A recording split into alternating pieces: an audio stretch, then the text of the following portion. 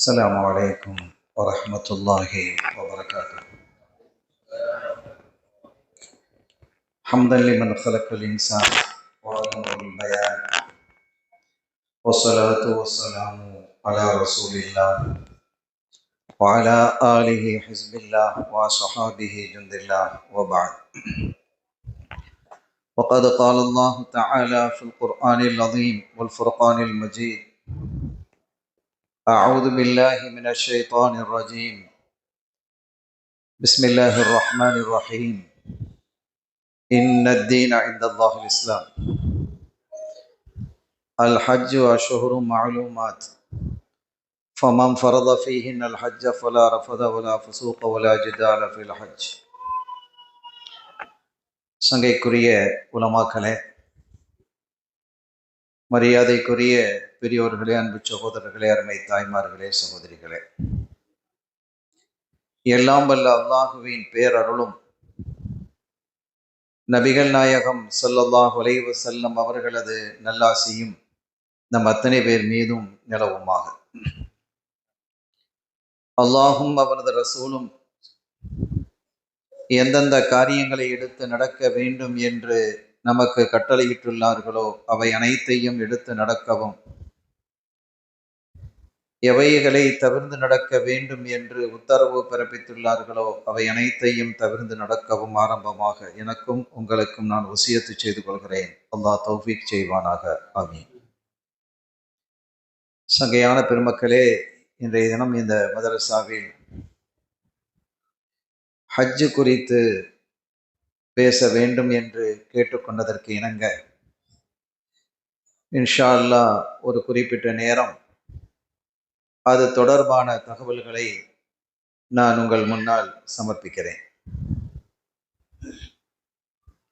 ஹஜ்ஜு என்றால் அதற்கான தமிழ் பொருள் நாடுதல் என்று பொருள்.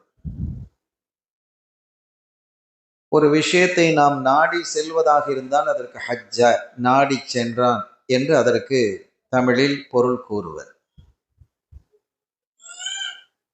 ஒவ்வொரு மனிதனுக்கும் ஒரு நாட்டம் இருக்கும்.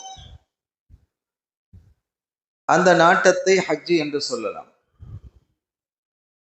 ஆனால் இங்கே ஹஜ்ஜு என்றால் நாடுதல் என்று வரும் பொழுது எதை நாடுதல் என்ற ஒரு கேள்வி எழுகிறது.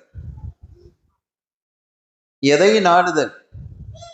காபாவை நாடுதல், அரஃபாவை நாடுதல், மினாவை நாடுதல், முஸ்தலிஃபாவை நாடுதல், சஃபா மர்வாவை நாடுதல், அல்லது மகாம் இப்ராஹீமை நாடுதல், அல்லது இவை எல்லாவற்றையுமே நாடுதல் என்ற பொருளையும் தாண்டி ஆன்மீகவாதிகளாக இருக்கக்கூடிய சூஃபிகள் சொல்வார்கள் அல்லாஹுவை நாடுதல். அருமையான பெருமக்களே, சூஃபிகளினுடைய நாட்டமும் தேட்டமும் அவர்களினுடைய விளக்கமும் வித்தியாசமாகவே எப்போதும் இருந்து வந்திருக்கிறது. அதற்கான ஒரு சான்றை நான் இங்கே முன்வைத்து அவர்களினுடைய அந்த பார்வையிலேயே அவர்களுடைய சிந்தனையிலேயே சில விஷயங்களையும் இங்கே பேசலாம் என்று நான் விரும்புகிறேன். ஏனெனில் அவர்களுடைய பார்வை என்பது ஆச்சரியமானது. இறை ஞானிகள் என்பதனுடைய சிந்தனை என்பது ஆச்சரியமானது, அதிசயமானது. அவர்களுடைய இதயத்தில் அல்லாஹ் குடிகொண்டிருந்ததின் காரணத்தினால் அவர்களுடைய பேச்சும் பார்வையும் அவர்களுடைய செயல்பாடுகளும் மிக பரிசுத்தமானதாக இருந்தது. நான் ஒரு சூஃபிகள் பேசிய செய்தியிலிருந்து ஒன்றை நான் இங்கே குறிப்பிட விரும்புகிறேன். நபிகள் ஸல்லல்லாஹு அலைஹி வஸல்லம் அவர்கள் மக்கா ஷெரீஃபிலே இருக்கிறாங்க, காபாவுக்கு அருகிலே இருக்கிறாங்க. காபாவுக்கு அருகிலே இருந்த அவர்கள் கொஞ்ச நேரம் இபாதத் செய்து விட்டு அந்த காபா பள்ளியிலிருந்து அவங்க வெளியில போறாங்க. அன்றைக்கு காபாவும் காபாவை சுற்றி இருக்கக்கூடிய பள்ளியெல்லாம் இப்படி இருக்கு இல்லை, இப்படியா இருந்தது. காபாவுக்கு பக்கத்திலேயே வீடு இருக்கும். இது காபான்னா அங்க ஒரு 10 அடியில 15 அடியில வீடுகள் இருக்கும், திண்ணைகள் இருக்கும், இப்படியெல்லாம் இருக்கும். உங்களுக்கு ஆச்சரியமாக இருக்கும். நான் ஒன்றை சொல்லுகிறேன். நான் போன காலம் முதலாவது ஹஜ்ஜுக்கு போகும்போது 93ல போனோம், கப்பல்ல போனோம். அப்படி போகும்போது இப்ப இந்த ஹரம் ஷெரீஃபை சுத்தி பள்ளிகள் இருக்குல்ல, அந்த காபாவை சுற்றி பள்ளி இருக்குல்ல, பாபு இந்த பாபு இந்த பாபுன்னு பேர்கள் இருக்கு இல்லையா, அந்த பாபுக்குள்ள நுழைந்தது எனக்கு தெரியுமா? கடைகள் தான் இருக்கும். நானே பார்த்துருக்கிறேன். துணி கடைகள் இருக்கும், கிதாபு கடைகள் இருக்கும், பொம்மை கடைகள் இருக்கும், ஸ்வீட் கடைகள் இருக்கும், அடுப்பு மூட்டி எரிக்கக்கூடிய கடைகள் இருக்காது. இப்படிலாம் கூட இருந்தது. 93ல நடந்தது. இப்ப நினைச்சு பார்க்க முடியுமா? இப்ப அந்த பள்ளிக்கு வெளியில இந்த உருஸ் கந்தூரிகள் நடக்கும்போது இந்த கடைகள் போடுவாங்களா இல்லையா நம்ம ஊர்கள்ல, அத மாதிரி ஹஜ்ஜுடைய காலங்களில் கடைகள் போட்டிருந்தாங்க. அப்படியெல்லாம் இருந்த காலங்கள் உண்டு. அப்ப அந்த காலம் எப்படி இருக்குன்னு பாருங்க. கீழே ஹரம் ஷெரீஃபிலேயே அந்த மத்தாஃப் தவாம் செய்யக்கூடிய பகுதியிலேயே கீழே அண்டர் கிரவுண்ட் ஒன்று இருக்கும். நானா இறங்கி போயிருக்கிறேன். போய் இறங்கினா அங்க ஜம்சம் கிணத்து நீர், அந்த கிணற்றை பார்க்க முடியும். நான் பார்த்துருக்கிறோம். அப்படியெல்லாம் இருந்தது. இன்னைக்கு அதெல்லாம் அடைக்கப்பட்டு விட்டது. அன்று இதுவே இப்படி இருக்குதுன்னா 1400 ஆண்டுகளுக்கு முன்னால எப்படி இருந்துக்கு நீங்க யோசிச்சு பாருங்க.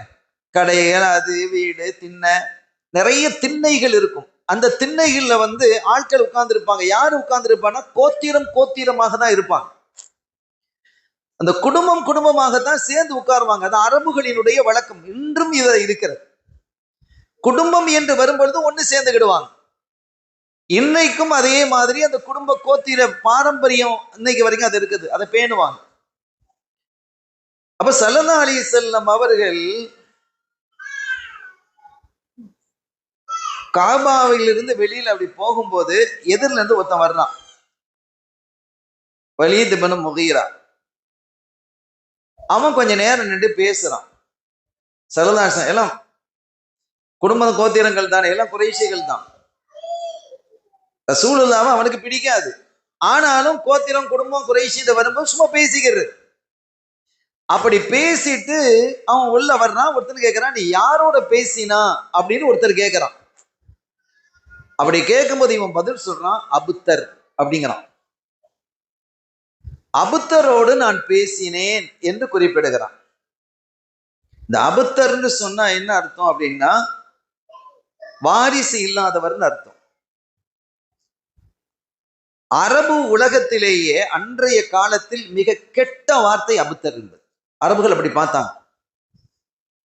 வாரிசு யாருக்கு இல்லையோ அவர்களை எல்லாம் மிக கேவலமாக பார்ப்பாங்க, அசிங்கமாக பார்ப்பார்கள். ஸல்லல்லாஹு அலைஹி வஸல்லம் அதையெல்லாம் உடைத்து, அது அல்லாஹ்வினுடைய ஆற்றல், அது அல்லாஹ் யாருக்கு குழந்தையை கொடுக்க விரும்புகிறானோ அவர்களுக்கு கொடுக்கிறான். அது பெரிய பரக்கத்தான விஷயம். அல்லாஹ் நாடியவர்களுக்கு கொடுக்கிறான். அவன் நாடியவர்களை ஆண்களுக்கு பிள்ளைகளை கொடுக்கிறான், நாடியவர்களுக்கு பெண் குழந்தை கொடுக்கிறான். 2 பேரையும், சில சமயம் 2 குழந்தைகளையுமே கொடுக்கிறான். சில பேர் குழந்தை இல்லாமல் ஆக்கிறான். அது அல்லாஹ்வினுடைய புறத்தில் உள்ளது. அதை கேவலமாக, அசிங்கமாக யாரும் பார்க்க முடியாது என்பதை ஸல்லல்லாஹு அலைஹி வஸல்லம் உடைத்து அந்த மனிதர்களை திருத்தினாங்க. அது பின்னால. ஆனால் இந்த வார்த்தை நோவினை தரக்கூடிய வார்த்தை. வாரிசு இல்லாதவர் என்ற அந்த வார்த்தையை ஸல்லல்லாஹு அலைஹி வஸல்லம் கேட்டாலும் ஸல்லல்லாஹு அலைஹி வஸல்லம் அவங்களுக்கு சங்கடமா இருந்தது. கொஞ்சம் வேதனைப்பட்டுட்டாங்க. நம்மளை இப்படி பேசிட்டானே அப்படின்னு வேதனைப்பட்டார்கள். அப்படி வேதனைப்பட்ட போது அல்லாஹ் ஒரு சூறாவை இறக்குறான். நான் இதை செய்திகளை, ஹஜ்ஜுடைய செய்திகளை பேசுவதற்கு ஒரு முகாந்திரமாக, ஒரு முன்னுரையாக இதை நான் சொல்றேன். இன்னா அஅதைனாக்கல் கௌஸர் ஃபஸல்லி லிரப்பிக வன்ஹர் இன்ன ஷானியக ஹுவல் அப்தர். நாயகமே, உங்களுக்கு கௌசரை நாம் வழங்கி இருக்கிறோம். ஃபஸல்லி லிரப்பிக வன்ஹர், நீங்கள் உங்களுடைய ரப்பை வணங்கி அவனுக்கு உதுகியா, குர்பான் கொடுத்து மகிழுங்கள். உங்களை யார் வேதனைப்படுத்துகிறாரோ, உங்களை யார் மன சங்கடப்படுத்துகிறாரோ அவன் தான் அபுத்தர், வாரிசு இல்லாதவன். அவன் தான் அபுத்தரை தவிர நீங்க அபுத்தர் இல்லைங்கிறான் அல்லாஹ். அருமையானவர்களே, அதற்கு அல்லாஹ் பதில் சொல்லிட்டான். இந்த வலீத் இப்னு முகீரா பேசியதற்கு, அவன் அபுத்தர்ன்னு சொன்ன அந்த வார்த்தைக்கு அல்லாஹ் பதில் சொல்லிட்டான். அவன் தான் வாரிசு இல்லாம போவானே தவிர நீங்க கிடையாது அப்படின்னு சொன்னா அது வரைக்கும் சரி. ஆனா அந்த இடத்துல ஆரம்பிக்கும் போது என்ன சொல்றான்? இன்னா அத்தைனா கல் கௌசர், அல் கௌசரை நாம் உங்களுக்கு வழங்கினோம். குரான்லேயே ஆக சின்னஞ்சிறிய சூறா இதுதானே, ஆக சிறிய சூறா இதுதான். இன்னா மூணே ஆயுது தான். இன்னா அத்தைனா கல் கௌசர். பாருங்க அழகா முடிக்கிறான், ராவிலேயே முடியும். ஃபஸல்லி லிரப்பிக வன்ஹர் இன்ன ஷானியாக்க ஹுவல் அப்தர். அவ்வளவுதான், ஒரு சூறா முடிஞ்சுது. இப்ப என்ன நாம என்ன கேட்கிறோம்? வாரிசு இல்லாதவன் என்று சொன்னதற்கு அல்லாஹ் என்ன செய்யறாங்க? அவன் தான் வாரிசு இல்லாதவன் சொன்னா அது பதில். ஏன் இன்னா அத்தைனா கல் கௌதர், உங்களுக்கு கௌதரை வழங்கி இருக்கிறோம் என்று ஏன் அல்லாஹ் சொல்றான்? இங்க என்ன இருக்கு யோசிக்கணும். குரான்ல சபபு நுசூல் என்று ஒன்று இருக்கிறது. ஒவ்வொரு காரணத்தை அடிப்படையாக வைத்து ஆயத்துக்களை அல்லாஹ் இறக்குவான். இப்ப இந்த நிகழ்வை அடிப்படையாக வைத்து அல்லாஹ் ஆயத்து இந்த சூறாவை இறக்கி இருக்கிறான். அந்த கேலியாக கிண்டலாக வருத்தப்படும்படி பேசியதற்கு அல்லாஹ் பதிலும் இதுல சொல்லிட்டான். அவன் தான் அபுத்தரு, நீங்க இல்லை அப்படிங்கிறான்.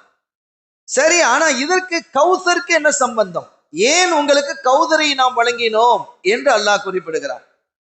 கௌசர்னா என்ன அப்படிங்கிறதுக்கு நிறைய விளக்கங்கள் இருக்கு. கசீரு நியாம், நிறைய நியாமத்துக்களை நாம் வழங்கி இருக்கிறோம். கௌசர் என்பது கசீர், அதிகம் என்பதிலிருந்து வரக்கூடியது. அந்த அதிகமான நியாமத்துக்கள் என்னன்னா ஒரு பெரிய பட்டியலே இருக்கு. ஸல்லல்லாஹு அலைஹி வஸல்லம் அவர்களுக்கு என்ன மாதிரி நியாமத்துக்களை கொடுத்திருக்கிறான் அல்லாஹ் அப்படிங்கிறதுக்கு பெரிய பட்டியல் இருக்கிறது. கௌதர் என்பதற்கு இன்னொரு அர்த்தம் என்ன இருக்கிறதுனா ஹவுதுல் கௌதரை நாம் தலங்கி இருக்கிறோம். இது எல்லாருக்கும் தெரியும். ஆனா இது தஃப்சீர்கள்ல இது எழுதப்பட்டிருக்கும். சூஃபிகளினுடைய பார்வையில எப்படி இருக்குதுன்னு பாருங்க. அவங்க என்ன சொல்றாங்கிறது நான் சூஃபிகள் பேசுவதை கேட்டு நான் சொல்றேன். இன்னா அத்தைனா கல் கௌசர், நாயகமே அவன் உங்களை கௌசர்னு சொன்னா வாரிசு இல்லாதவன்னு சொன்னா உங்க வாரிசு கியாமத்து நாள் வரைக்கும் அது இருக்கும். கியாமத்து நாள் வரைக்கும் உங்களோட இன்னைக்கு அஹ்லுல் பைத்துகள் இருக்கிறாங்களா இல்லையா? இருக்கும். அதனால நான் உங்களுக்கு கௌசரை தந்திருக்கிறோம். கௌசர் என்பது ஃபாத்திமா என்று எழுதுகிறார்கள்.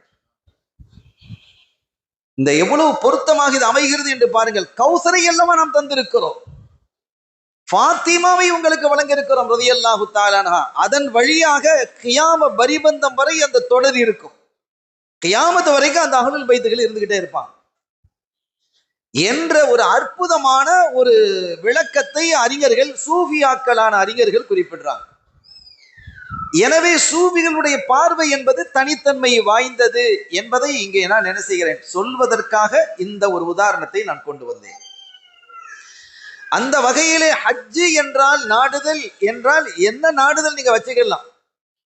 காபாவை நான் சொன்ன மாதிரி காபாவை நாடுதல், அரபாவை நாடுதல், முஸ்தலிஃபாவை நாடுதல் என்று எந்த நாடு எதையும் நீங்க நாடலாம், அல்லது எல்லாத்தையுமே நாடலாம். ஆனால் சூஃபிகளினுடைய பார்வையில் ஹஜ்ஜு என்றால் அல்லாஹுவை நாடுதல் என்பதுதான், அதுதான் அதனுடைய கருத்து என்று சொல்வார்கள். இதற்கு சான்றாக ஒரு நிகழ்வை நான் இங்கே குறிப்பிட விரும்புகிறேன். அருமையான பெருமக்களே, முந்தைய காலத்தில் ஒரு இறைநேசர் இருந்தார், ஒரு சாலிஹான மனிதர் இருந்தார். அவர் ஒரு வருஷம் ஹஜ்ஜுக்கு போவதற்காக தயாராகிறார். அவருடைய மகன், ஒரு சின்ன மகன், ஒரு 8 வயசு 9 வயசு என்று வச்சுக்கிறோம், 10 வயசுக்கு உட்பட்டவர். அந்த பிள்ளை சொல்றாரு, அத்தா நீங்க ஹஜ்ஜுக்கு போறீங்களே, என்னையும் அழைச்சிட்டு போங்க, நானும் வருவேன் அப்படின்னு அவர் சொல்றார். இது கிரந்தங்களில் தஃப்சீர்களில் இந்த செய்தி இடம்பெற்றிருக்கிறது. நானும் வருகிறேன் என்று ஹஜ்ஜுக்கு நானும் வருவேங்கிறார். இப்ப அவங்க பார்த்தாங்க, நம்ம குடும்ப கோத்திரத்தோட போனா அந்த பிள்ளைய அழைச்சிட்டு போனா பரவாயில்ல, நம்ம தனியா போறோம். ஒரு பிள்ளை 8 வயசு பிள்ளைய அழைச்சிட்டு போறதுங்கிறது சிரமமான ஒரு விஷயம் தானே.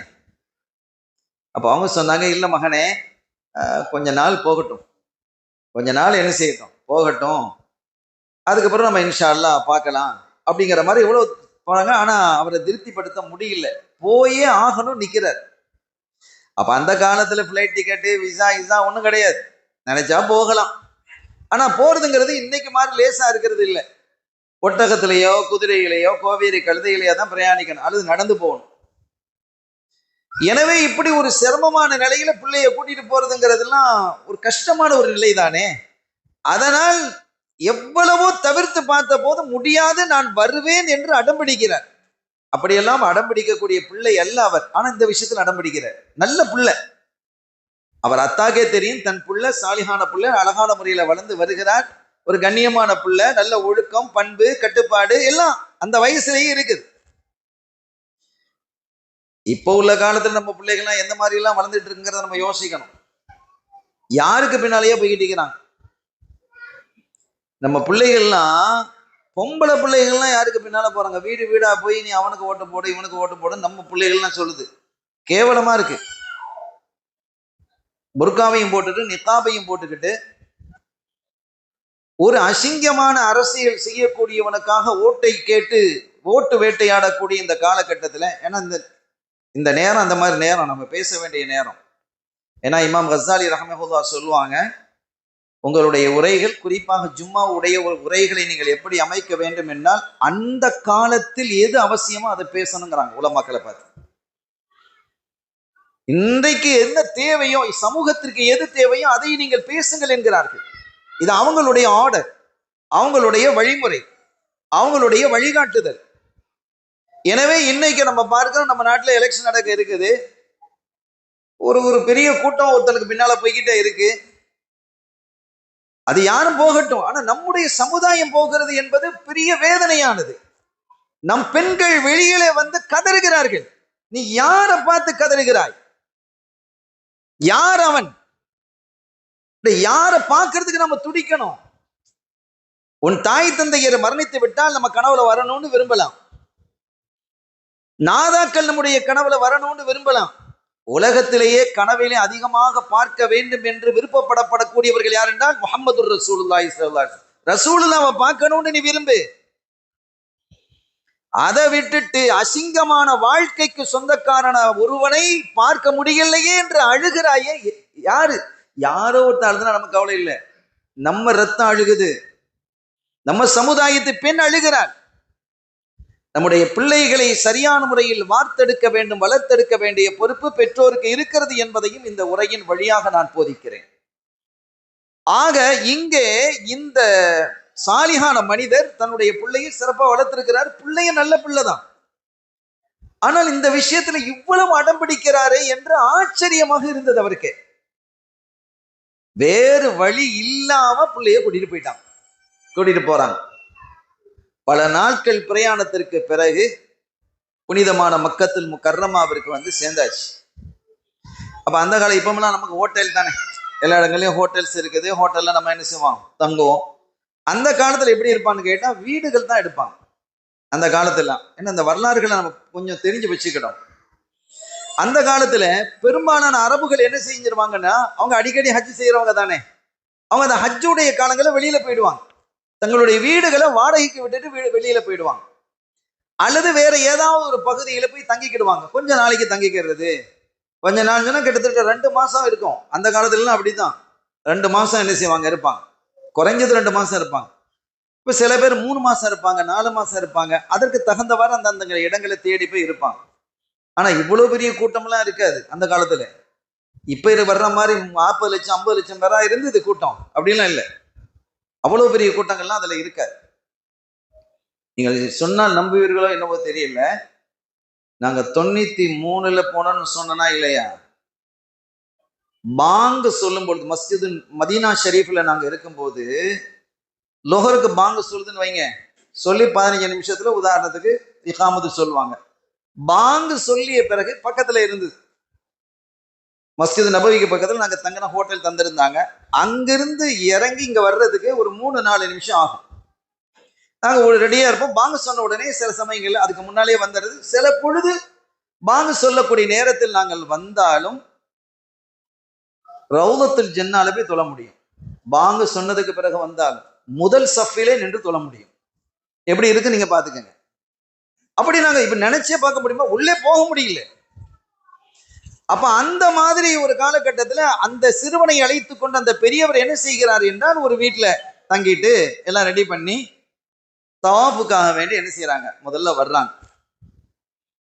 உம்ராவுக்கு வேண்டி தானே எஹராம் கட்டி இருப்பாங்க. தவாஃப் செய்யறதுக்கான மகனை அழைத்து கொண்டு வர்றாங்க. அழைத்து கொண்டு வரும் பொழுது காபா, நம்ம இப்போ போனாலும் கூட நமக்கு இமாம்களும் சரி சூஃபியாக்களும் சரி நமக்கு சொல்லித்தரக்கூடியது, நீங்க முதலாவதாக போகும்போது ஹரம் ஷரீஃபுக்குள்ள போகும்போது நம்ம ஓதக்கூடிய துவாக்கள் அது இதெல்லாம் இருக்கு. நான் அதையெல்லாம் விடுத்துட்டு வர்றேன். நீங்க உள்ள போன உடனே இந்த இந்த தூண்களுக்கு இடையில காபா தெரியும், நீங்க அதை அப்படி பார்க்காதீங்கிறாங்க.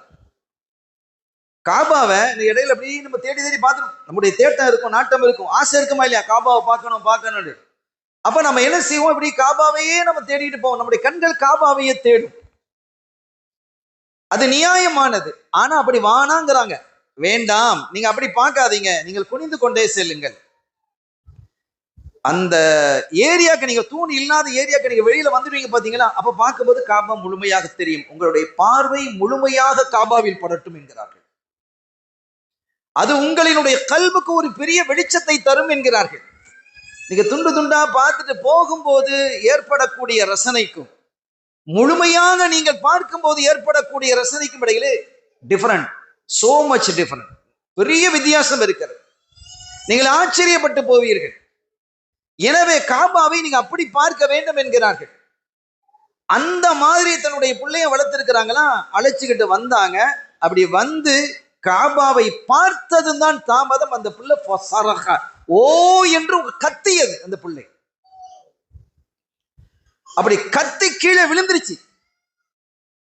அந்த பிள்ளை காபாவை பார்த்ததும் ஓ என்று ஒரு கத்தி கீழே விழுகிறது.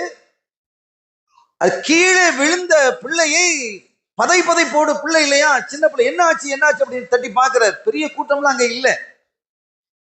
ஹஜ்ஜுக்கு டைம் இருக்கு, முன்னாலேயே வந்திருக்கிறாங்க இவங்க. இப்பமெல்லாம் நமக்கு பிளைட்ல என்ன டயட் தர்றானோ அப்பதானே போக முடியும். அந்த காலத்துல அப்படி இல்லையே, அவங்க வந்து கிடைக்க வேண்டியதான். அது காடு மாலியம் அது இது ஒண்ணும் கிடையாது. அப்ப கத்தி கீழே விழுந்ததும் அந்த இடத்துல வேற யாரும் இல்லை. இவர் துடிக்கிறாங்க, அப்படி பார்க்கறாங்க. பார்த்தா மூச்சை ஆகி இருக்கிறது. மூச்சு மயங்கி விழுந்திருக்கிறான்னு பார்த்தா மயங்கி விழல, புள்ள மூத்தாயிருக்கிறார். அது அந்த புள்ள மூத்தாயிட்டார். துடிச்சு போய் இவங்க மயங்கி அப்படி கீழே விழுந்துட்டாங்க. அந்த பகுதியில வந்தவர்கள் டக்குன்னு இவங்களுக்கு தண்ணியை தெளிச்சு கொண்டு இவங்களை ரெடி பண்ணி அவங்களுடைய மயக்கத்தை போக்குறாங்க. ஐன வலதி, என் பிள்ளை எங்கன்னு கேட்கணும். பிள்ளை இல்லைங்க, எனக்குள்ள பிள்ளை எங்கன்னு.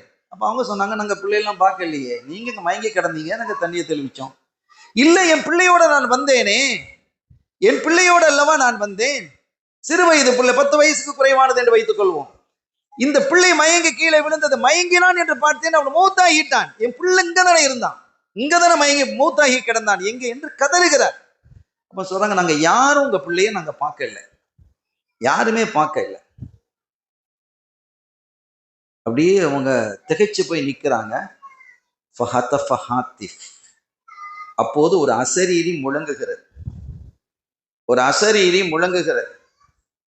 என்ன முழங்குகிறது என்றால், உங்க பிள்ளை இங்க இல்லை, இந்த மலிக்கு முகத்ததேவ், அல்லாஹ்வினுடைய சமூகத்தில் அவன் இருக்கிறான்.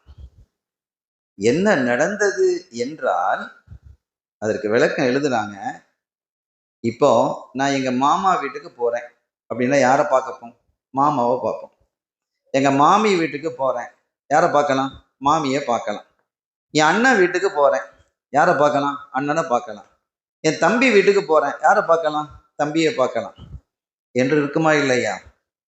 இந்த பிள்ளை எங்கே வருகிறது? அல்லாஹ்வினுடைய வீட்டுக்கு வருகிறது.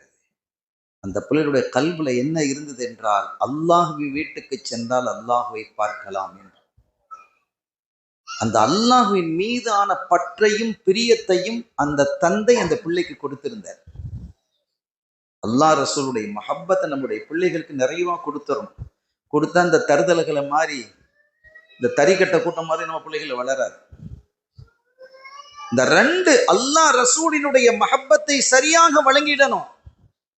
நம் பிள்ளைகளுக்கு நாம் சரியாக தந்து விட்டால் இந்த தரிகட்ட கூட்டங்களிலே போய் அது சேராது, அசிங்க கூட்டத்திலே போய் சேராது. அருமையான பெருமக்களே, இப்ப இந்த பிள்ளைக்கு என்ன அப்படின்னா, அதனுடைய நாட்டம் ஹஜ்ஜு நாடுதல். அந்த பிள்ளை எதை நாடி இருக்கு நீங்க இப்ப விளங்கிக்கங்க. அந்த பிள்ளை எதையை நாடி இருக்கிறது? காபாவை நாடியதா? காபாவை நாடி தந்தை வந்தார், அத்தா காபாவை நாடி வந்தாரு. அன்பின் பெருமக்களே, இப்ப அவங்க எதை நாடி வந்திருக்கிறாங்கிறது நமக்கு தெளிவாகிறதா இல்லையா? அந்த பிள்ளை எதை நாடி வந்திருக்கிறது? அப்ப யார் எதை நாடி போகிறார்களோ அது அவர்களுக்கு கிடைக்கும். அப்ப அவங்க என்ன அந்த பிள்ளை எதை பார்த்ததுன்னு நமக்கு சொல்ல தெரியல. நாடியது அவருக்கு கிடைத்து விட்டது என்பதுதான் அந்த அசரீரியினுடைய பதிலாக அமைந்தது. அந்த அசரீரி சொல்லக்கூடிய விஷயம் என்ன அப்படின்னா, அவருக்கு நாடியது கிடைச்சது. அது என்ன நடந்தது என்பதை யாராலும் விவரிக்க முடியாது. அருமையான பெருமக்களே, ராபியா சொல்லுவாங்க. ராபியான்னு சொன்னா ராபியா செய்தத்துனா ராபியாத்துல் பசரியா ரதியல்லாஹு தஆலா அன்ஹா, அல்லது ராபியாத்துல் அதவியா ரதியல்லாஹு, ரெண்டும் ஒரே ஆள் தான். பசரியான்னு சொன்னாலும் அதவியான்னு சொன்னாலும் ஒரே ஆள் தான். பசரியாங்கிறது அவங்களுடைய ஊரு, அதவியாங்கிறது அவங்களுடைய கோத்திரம். அவங்க பேர் ராபியா. அவங்களுடைய வணக்க வழிபாடுகள்லாம் நம்ம நினைத்தே பார்க்க முடியாத அளவுக்கு இருக்கும். நம்ம என்னமோ வணக்கசாலிகளாக நாம் நினைத்து கொண்டிருக்கலாம். ஆனால் அவர்களுடைய வணக்கம் எல்லாம் வித்தியாசமாக இருக்கும். இரவின் நடுநீசியிலே மொட்டை மாடியிலே நின்று அவங்க தொழுதுகிட்டு இருக்கிறாங்க. தொழுதுட்டு கேட்கிறாங்க, இறைவா, என்னுடைய விருப்பம் எல்லாம் ஒன்றுதான். நான் நரகத்தை பயந்து நான் உன்னை வணங்கினால், நான் நரகத்தை பயந்து உன்னை வணங்குறேன்னு வச்சுக்கோ. நம்ம பயந்து வணங்கத்தானே நரகத்துக்கு போயிடக்கூடாது, தப்பு இல்லை. நரகத்தை பயந்து இப்படி நம்ம பேச முடியுமா? நீங்க யோசிச்சு பாருங்க.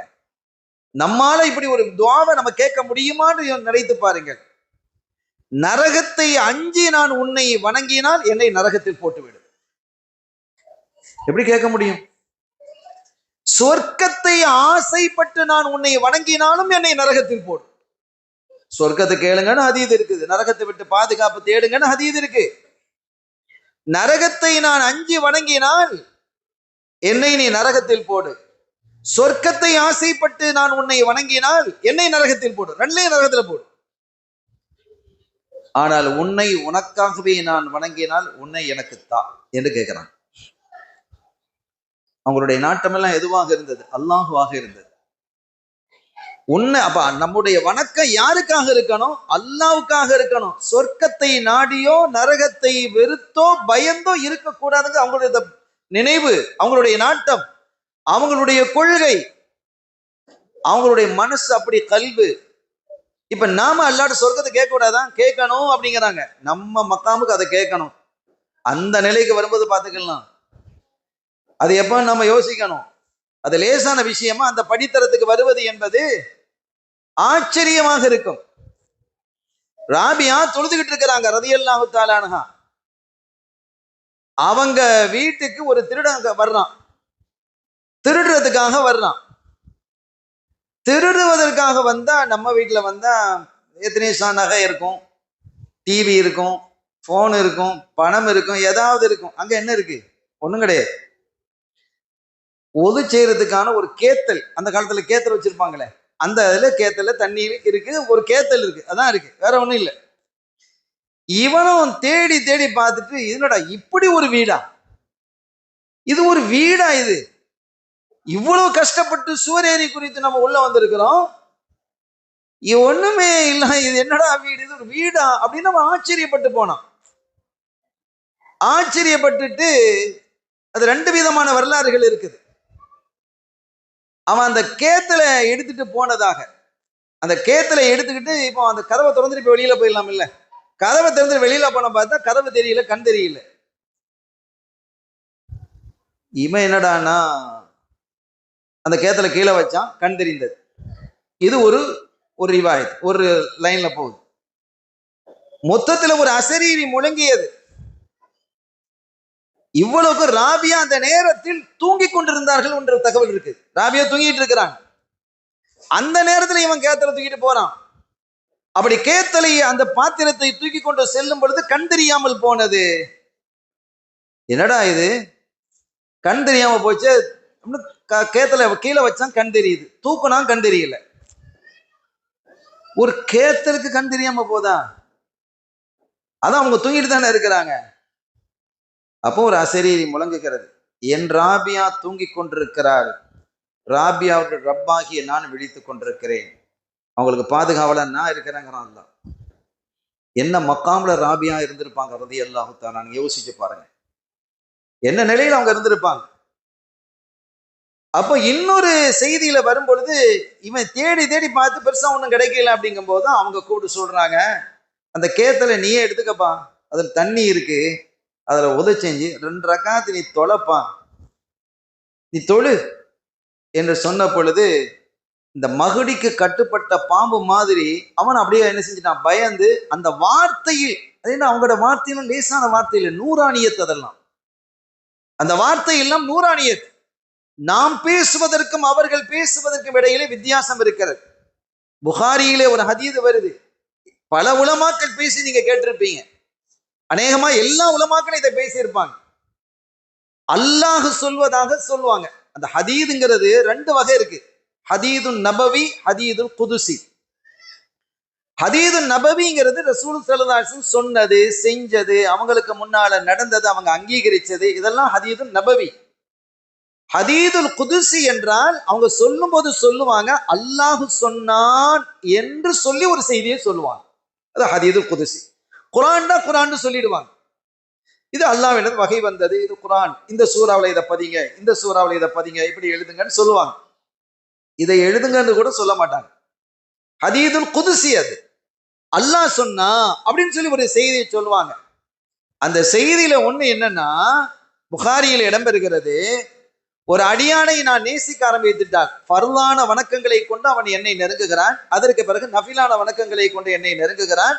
இது எல்லாருமே நம்ம கேள்விப்பட்டிருப்போம்.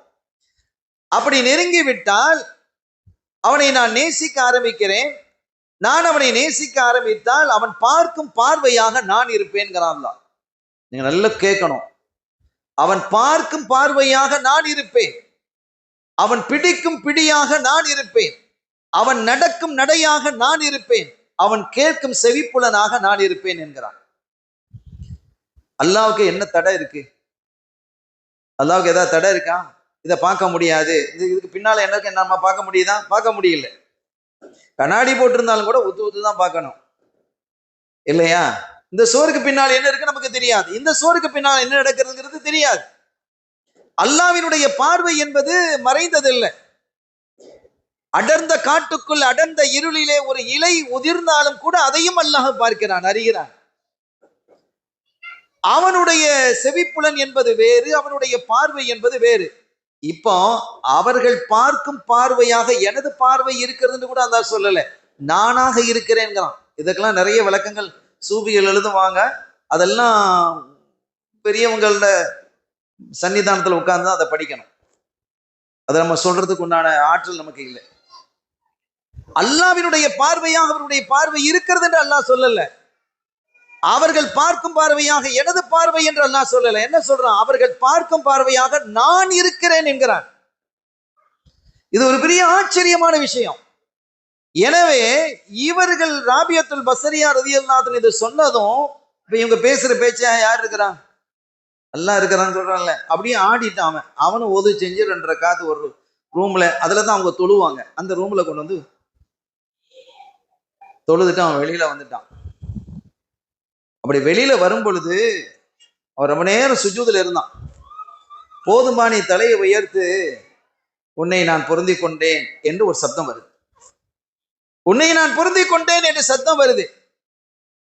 அவன் அதோட எழுந்து வெளியில வந்துட்டான். பெரிய சந்தோஷம். விலாயத்து வந்து அவன் அவுலியாவா வெளியில போயிட்டான். இப்ப ராபியத்துல் பஸ்ரியா கேட்கிறாங்க, ரப்பே உன்னை இவ்வளவு காலம் நான் உன்னோட தானே இருக்கேன், என்னைக்காவது என்ன பொருந்தி கொண்டேன்னு நீ எனக்கு சொல்லி இருக்கிறியா?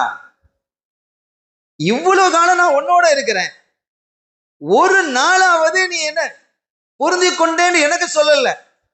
அல்லாஹ்வுடைய பொருத்தம் தான் பெருசு, சொர்க்கம் பெரிதல்ல, நரகத்தை விட்டு விடுதலை என்பது பெரிதல்ல. அதையெல்லாம் விட மிகப்பெரியது எதுதான்?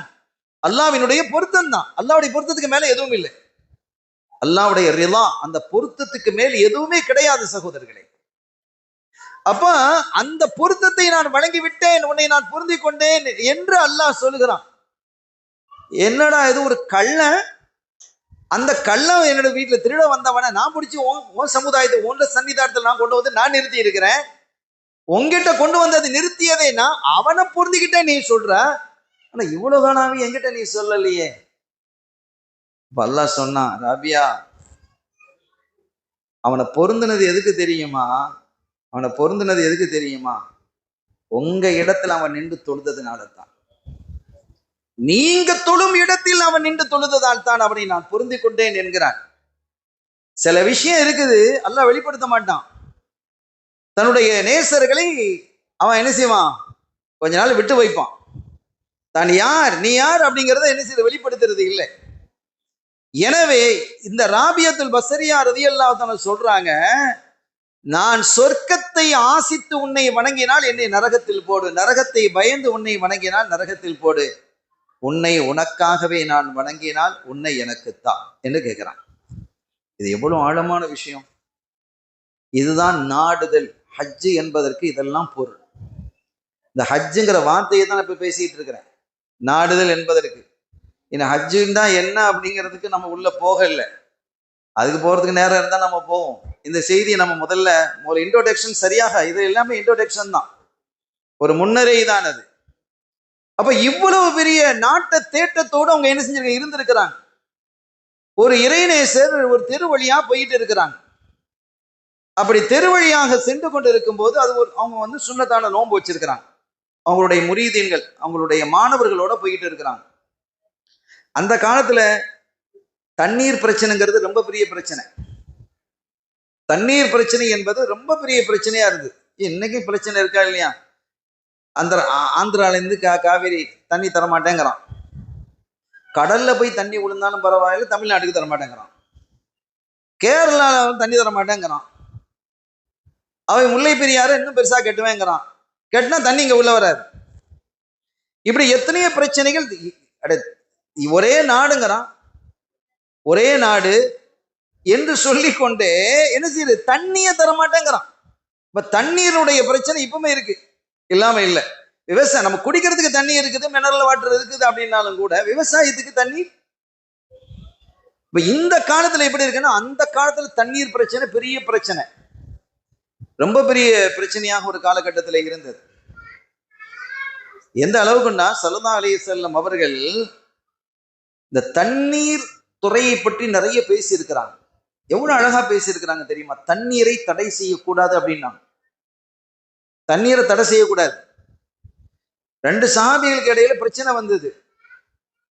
அந்த வாய்க்கால் தண்ணீரை இவங்க என்ன செஞ்சாங்க, பயன்படுத்திட்டாங்க. அடுத்த வாய்க்காலுக்கு, அடுத்த நிலத்துக்கு போக விடல. ஸல்லல்லாஹு அலைஹி வஸல்லம் சொன்னாங்க, உன் நிலத்தை தாண்டி தானே போகுது, உனக்கு தேவையான தண்ணீரை பயன்படுத்திக்கொள், அதை ஓபன் பண்ணி விட, அந்த தண்ணி அங்க போகட்டும் அப்படின்னாங்க. நம் தண்ணீர் துறையை பற்றி பேசுவதாக இருந்தால் ரசூல் ரொம்ப அழகாக பேசி இருக்கிறாங்க. எல்லா துறையை பற்றி அவங்க பேசிட்டாங்க. அந்த காலத்துல இப்ப இன்னைக்கு கூட நீங்க அரபிகள்கிட்ட போய், அவங்க ரொம்ப கஷ்டத்துல இருக்கிறாங்க, அவங்க பெரிய உலமாவா இருக்கிறாங்க, அல்லது இந்த குமருக்கு உதவி அப்படின்னு கேளுங்க, பெருசா செய்ய மாட்டான். பள்ளிவாசலும் கேளுங்க, உடனே கட்டி தருவான். கிணறு தோண்டணும்னு கேளுங்க, கட்டி தருவான், உடனே ஓபன் பண்ணி தருவான். கிணறுக்காக வேண்டி வாய்க்கால் தோண்டணும்னு சொல்லி அதற்காக நீங்கள் காசை கேட்டா அரபுகள் அதுல கொடுக்கறதுல முன்னுக்கு வந்துடுவாங்க. ஏன்னா ஹதீதுகள் அந்த தண்ணீர் துறையை பற்றி நிறைய பேசுது. அதுக்கு நீங்க தாராளமாக உதவுங்கள் என்கிறது. உணவு இல்லாம கூட இருந்துடலாம், தண்ணி இல்லாம இருக்க முடியாது தானே. இப்ப மாற்று மதத்தவர்கள்லாம் கூட ஆச்சரியப்படுவாங்க, சாப்பிடாம இருக்கிறீங்க சரி, நோம்புல எப்படி தண்ணி குடிக்காம இருக்கிறீங்க, அதான் அவங்களுக்கு ஆச்சரியம். இப்ப அவங்களுக்குன்னு ஒரு நோம்பு இருக்குது, அவங்களுக்கு என்ன கட்டியான உணவு சாப்பிடக்கூடாது, தண்ணீரான ஆகாரம் கொடுக்கலாம், வருஷம் பூரா நோம்பு பிடிக்கலாம் இல்ல அப்படி இருந்தா. அப்ப அது அவங்களுடைய ஸ்டைல், அது குறையாக இல்லை. ஆனா அவங்க ஆச்சரியப்படுகிறார்கள். எனவே தண்ணீர் என்பது மிக முக்கியமானது. இன்னும் கொஞ்சம் நீங்க யோசிங்க. சில பேர் ரோஸ் மில்க், என்ன நான் ரோஸ் மில்க் எல்லாம் குடிக்கிறது இல்லை, டீ குடிக்கிறது இல்லை, காஃபி தான் குடிப்பேன். நான் காஃபி குடிக்கிறது இல்லை, டீ தான் குடிப்பேன். நம்ம பால் குடிக்கிறது இல்லை, நமக்கு இது அலர்ஜி ஆகும், சளி வருது. நான் மாட்டு இறைச்சி சாப்பிட்றது இல்லை, ஆட்டு இறைச்சி சாப்பிட்றது இல்லை, கோழி இறைச்சி சாப்பிட்றது இல்லை, இப்படிலாம் இருக்கா இல்லையா? சில பேர் வெஜிடேரியனே சாப்பிட மாட்டான். இப்படி எல்லாம் இருக்கு. எனக்கு தண்ணீர் பிடிக்காதுன்னு யாராவது சொல்லுவாங்களா? முடியுமா? எல்லாரும் விரும்பி சாப்பிடக்கூடிய ஒன்று தண்ணீர். அது ஒரு பெரிய நியாமத். அல்லாஹுவினுடைய அந்த உணவுகளில் மிகப்பெரிய உச்சமானது தண்ணீர் தான். எனவே இதை குறித்து நிறைய செய்திகள் இருக்கிறது. நான் ஒரு தகவலுக்காக இதை சொல்லுகிறேன். அப்ப அந்த அரபு காலத்துல இன்னைக்கு கடல் நீரை நன்னீராக ஆக்கி கொண்டு வந்துட்டான். ஆனா அந்த காலத்துல அந்த மாதிரி வசதிகள் இல்லை. தண்ணீருக்காக வேண்டி பெரிய பிரச்சனைகள் இருந்தது. நீங்க வரலாறு படித்தால், இந்த அரசியலை படித்தால் உங்களுக்கு ஒன்று தெரியும். இன்னொரு இப்ப யுத்தம் நடந்துகிட்டு இருக்குது. உலக யுத்தமாக மாறுமா? உலக யுத்தமானாலும் மாறாது. இது இன்னொரு உலக யுத்தம் வரும். அந்த யுத்தம் எதற்காக இருக்கும் என்றால் தண்ணீருக்காக இருக்கும் என்று எழுதுறான். தண்ணீருக்காகவே ஒரு யுத்தம் நடக்கும். இன்னொரு உலக யுத்தம் வருவதாக இருந்தால் அது தண்ணீருக்காக தான் இருக்கும். அப்ப தண்ணீருடைய இம்பார்ட்டன்ட் எவ்வளவுங்கிறது நீங்க விளங்கிக்கணும். அந்த காலத்துல தண்ணீருக்கு பெரிய பிரச்சனை. பீர் ரூமா என்ற கிணறை யாராவது வாங்கி தந்தா நான் உங்களுக்கு சொர்க்கத்தை தர்றேன் அப்படிங்கிறாங்க ஸல்லல்லாஹு அலைஹி வஸல்லம். உஸ்மான் ரலியல்லாஹு வாங்கி கொடுத்தாங்களா இல்லையா? எனவே தண்ணீருக்கு அவ்வளவு பெரிய முக்கியத்துவம் இருந்தது. தண்ணீர் தட்டுப்பாடும் அப்படி இருந்தது. ஒரு சமயத்துல இந்த இறைநேசர் தன்னுடைய மாணவர்களோட போயிட்டு இருக்கிறாங்க. அதுதான் நம்ம சொல்ல வந்தோம். சுன்னத்தான நோன்புகளை வச்சிருக்கிறாங்க. தங்களுடைய ஹான்கா தக்காவுக்கு போறாங்க. அப்படி போற வழியில தண்ணீர் தட்டுப்பாடான காலம். அந்த பகுதி கடுமையான தண்ணீர் தட்டுப்பாடு. அப்படி போகும்போது ஒரு பஜார் வழியாக போகும்போது ஒருத்தர் ஒரு செம்புல தண்ணியை வச்சிட்டு இருக்கிறார். மை யஷ்ரபுல் மா யர்ஹமுல்லாஹ் அப்படிங்கிறார். இந்த தண்ணீரை யார் குடிக்கிறாரோ, யாருக்கு தண்ணி வேணும், தண்ணி வேணும்னு கேட்டா காதுல விழுந்தா எல்லாரும் ஓடி வந்து அப்பிட்டு போயிடுவாங்க, பிடிங்கிட்டு போயிடுவாங்க. அந்த அளவுக்கு தண்ணீர் தேவையான காலம் அது. யார் இந்த தண்ணீரை குடிக்கிறாரோ அவருக்கு அல்லாஹ் ரஹ்மத்து செய்வான் அப்படின்னு பொதுவா யர்ஹமுல்லாஹ்னு அந்த வசனம் பொதுவா அந்த அரபுகள் சொல்லுவாங்க. அல்லாஹ் அவருக்கு அருள் செய்வான் அப்படின்னு சொன்னதும், மகரிப் உதாரணமா 6:30 மணிக்குன்னு வச்சுக்கிடுவோம் உதாரணத்துக்கு. அப்போ மணி 6 மணி, நான் அரை மணி நேரம் தான் இருக்கு, அல்லது ஒரு 20 நிமிஷம் இருக்கு நோன்பை திறக்கிறது. எல்லாரும் நோன்பு வச்சிருக்காங்க. இந்த ஷேக் என்ன செஞ்சாங்க, நேர போய் வாங்கி அந்த தண்ணியை குடிச்சிட்டாங்க. மாணவர்கள் எல்லாம் அப்படியே அதிர்ந்து போயிட்டாங்க. நம்ம வீட்டுல ஒரு பிள்ளை நோன்பு வச்சுக்குது, சின்ன பிள்ளைய நோன்பு வச்சுக்குன்னு வைங்க, நம்ம பழக்கப்படுத்துவோமா இல்லையா? 6 வயசு பிள்ளை 7 வயசு பிள்ளை நோன்பு பிடிச்சிருக்குது. அதுக்கு பரா காட்டி அதை காட்டி விளையாட்டை காட்டி பொம்மையை கொடுத்து அது இதுன்னு சொல்லி பலூனை பறக்க விட்டு அதை விட்டு அந்த பிள்ளைய அப்படி டைவர்ட் பண்ணிக்கிட்டே இருக்கும். இன்னும் சொல்ல போனா இந்த பாங்க சொல்றதுக்கு 10 நிமிஷம் இருக்குது. தண்ணி தண்ணி தண்ணின்னு புள்ள கதறுது. குடும்பமா எவ்வளவு விளையாட்டு காட்டுவோம். அது தூக்கி வச்சுக்கிறோம். அங்கே போவோம், உங்க பைக்ல ஏற்றி கூட்டு, சைக்கிள்ல கூட்டு போறது, அதை பாரு, கார் போறது, பஸ் போகுது பாரு, அதை பாரு, டிவியை போடு, அதை காட்டு உனையாவது போட்டு காட்டு, எதையாவது போட்டு பிள்ளைய என்ன செய்யுது, அந்த நோம்பு ஹயாத்தாக்கிறணும், மௌத்தாக்கிடக்கூடாது அப்படின்னு எதுவும் செய்வோமா இல்லையா? இவ்வளவு பெரிய மனுஷன் ஒரு ஷேக்கு நேர போய் தண்ணியை குடிச்சிட்டாங்க. 20 நிமிஷம் தான் இருக்கு. எல்லாரும் ஆச்சரியப்பட்டு போனாங்க. மாணவர்கள்லாம் நேரா வந்தாச்சு. நோம்பு திறக்கிறதுக்கு தான் தைக்காக்கு ஹான்காக்க வந்துகிட்டு இருக்கப்படுது. வந்து உட்காந்தாச்சு. உட்காந்தாங்க. ஷேக் என்ன இப்படி நோம்பை விட்டுட்டீங்களே, கொஞ்ச நேரம் தானே இருக்குது. மாணவர்கள் கேட்கறாங்க. இப்ப வந்தப்போ கேட்கறாங்க, நோம்பை விட்டுட்டீங்களே. அவங்க சொன்னாங்க, ஆமா நோம்பு முறிஞ்சிருச்சு, நோம்பை விட்டுட்டேன் தான், நோம்பு முறிஞ்சிருச்சு. ஆனா அவரு யார் இந்த தண்ணியை குடிக்கிறான்னு கேட்டிருந்தா நான் போயிருக்க மாட்டேன். அதோட என்ன சொன்னாரு, யார் இந்த தண்ணியை குடிக்கிறாரோ யர்ஹமுல்லாஹ், அவருக்கு அல்லாஹ் ரஹ்மத் செய்வானாக என்று சொன்ன போது, என்னுடைய நோன்பு பெரியதா அல்லாஹுடைய ரஹ்மத்து கிடைப்பது பெரியதா என்று நான் பார்த்தேன். எப்படி இருக்கு அவங்களுடைய நாட்டத்தை பாருங்க.